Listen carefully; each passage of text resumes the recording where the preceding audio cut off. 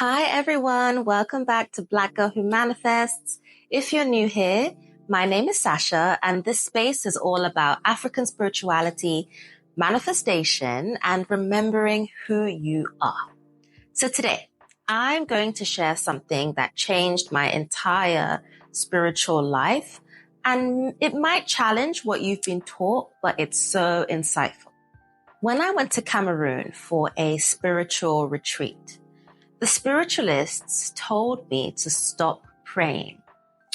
They said prayer is like begging. And honestly, you guys, I was shook completely. I almost didn't receive the information at first because I deemed myself for many years a prayer warrior, right? My prayers were so powerful. Everything I prayed for came to life, and it just completely knocked my worldview. So I'm here in this video today just so I can share a little bit more of that.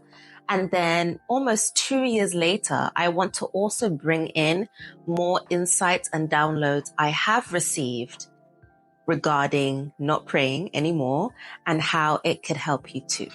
So when I got to Cameroon, I was so excited to connect more with my origins in terms of my spirituality on the land, communicating with elders and spiritualists who have carried this wisdom for generations.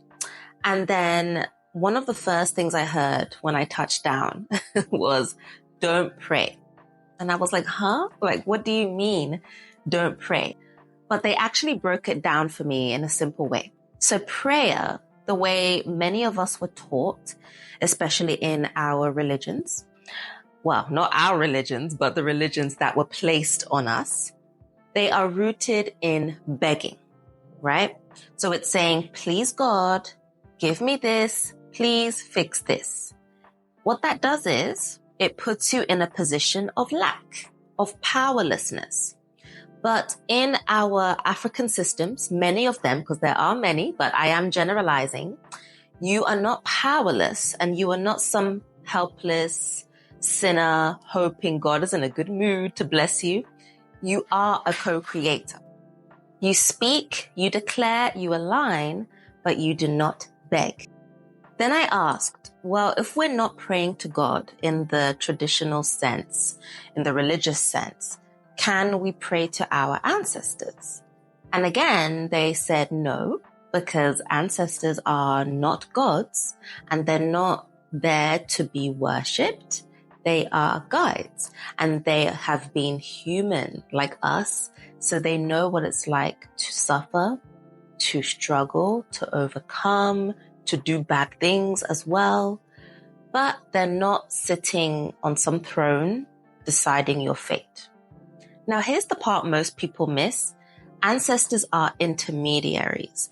They are the bridge between the spiritual realm and the physical realm, between us and the divine force. So in many of our traditional systems, you didn't just go straight to God, not because you're unworthy or less than, but because the divine is so vast, so cosmic, and really beyond human form. And what our ancestors do is they filter that energy down. They help us navigate that. And they know us. They've walked this earth, so they speak on our behalf. They represent us and carry our messages. Essentially, they make our petitions heard. So this whole ancestor worship that you'd find on Wikipedia and anywhere you go on Google, that's false. That's not what we do. But colonialism came in and said, no, you can talk to God directly. You don't need any ancestors. That's pagan. That's evil, right? That's what they told us. And they stripped that chain of spiritual command. They disconnected us from our spiritual family and told us to essentially stand alone and then call that empowerment. But spiritual empowerment doesn't mean isolation.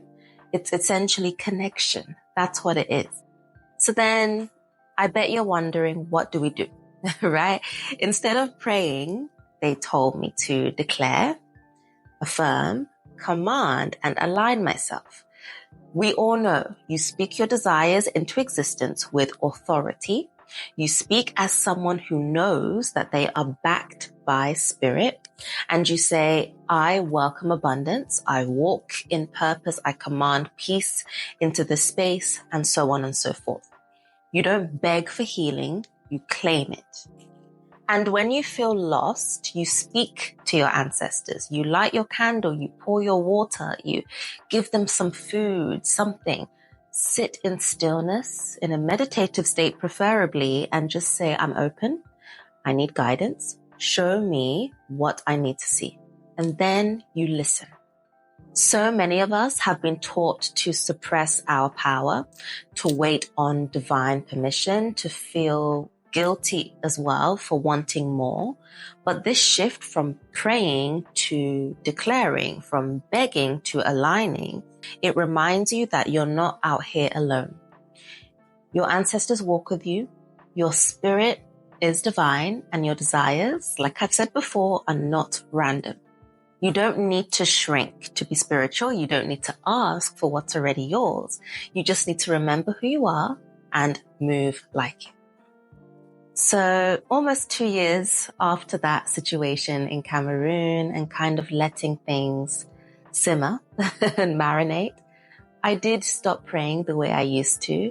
And I kind of stopped treating God like a machine, like a vending machine, right? And in turn, I also stopped treating myself like I was unworthy of what I wanted. So now I do speak, I connect, I command with love, and I still talk to the divine, but not from a place of desperation.